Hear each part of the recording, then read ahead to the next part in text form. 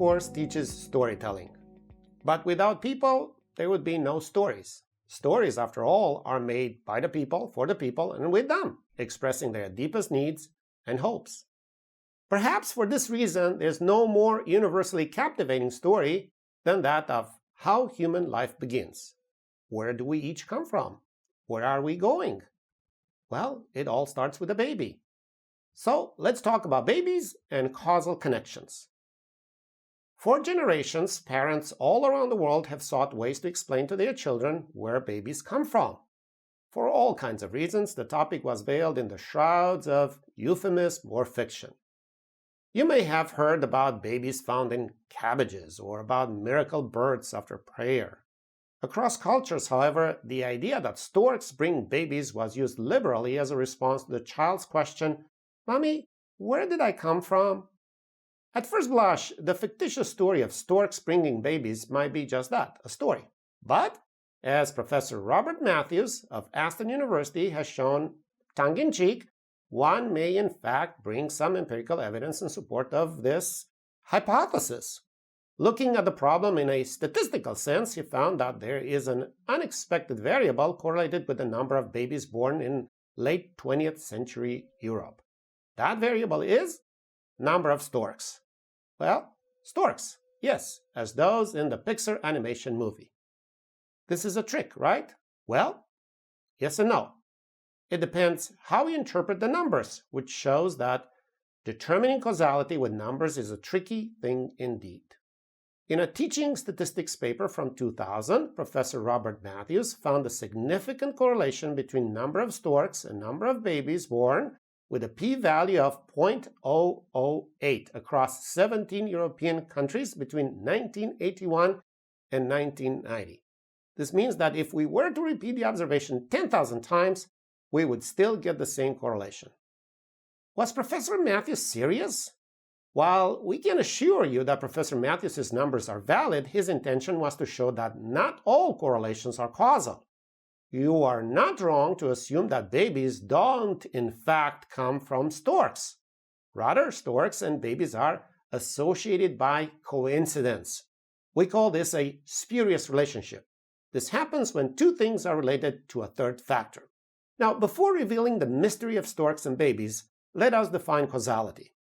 If we can show that a phenomenon is the unique driving force of another, we can say they are causally related. Now, while the idea might sound simple, demonstrating the unique nature of the causal relationship is not. Generally speaking, causal relationships need to meet three requirements. The first one is covariation, the idea that two elements change together. We saw this in the stork example. If more storks correspond to more babies and less storks correspond to less babies, the two may be connected. Think of the opposite. If at some times of high childbirth there were many storks, while at others there were no storks, it would be hard to argue for a connection. But is that enough? If it were, we might have to admit that babies are delivered by storks, at least in Europe. The second requirement for causality states that the cause must precede the consequence. In a famous study that looked at the image of the Earth from space at night, someone observed the stark difference between North and South Korea. The lack of economic development was reflected in a lack of electric power and nighttime illumination. Now, no one would claim that the lack of light itself induced somehow North Korea's economic collapse. It is important to note that temporal order needs some prior knowledge of how the world works. For example, you see fire trucks rushing down the street. There must be a fire somewhere. Yet, you would not think that the firefighters set the fire too, would you? But even if correlation and temporal order were present, this is still not enough. There's one last condition: ruling out alternative explanations. In order to be able to show causality, we should be able to show that our, and not some other simultaneous cause, led to the consequence we're explaining. Or at least we should be able to show that our explanation is the simplest or most likely one. Here, finally, our storks and babies story breaks apart. Both stork arrivals and baby births occur in spring. which simultaneously offers better weather for migratory birds, like storks, and it happens approximately 9 months after the summer, when many human couples take vacations, spend more time together, and choose to enlarge their families.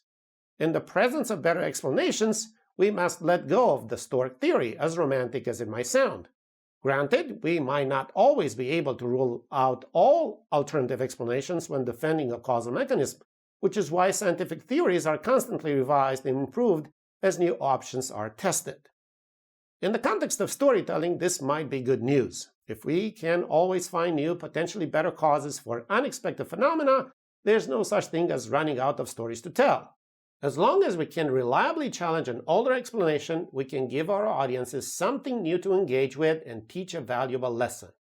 We just need to keep looking.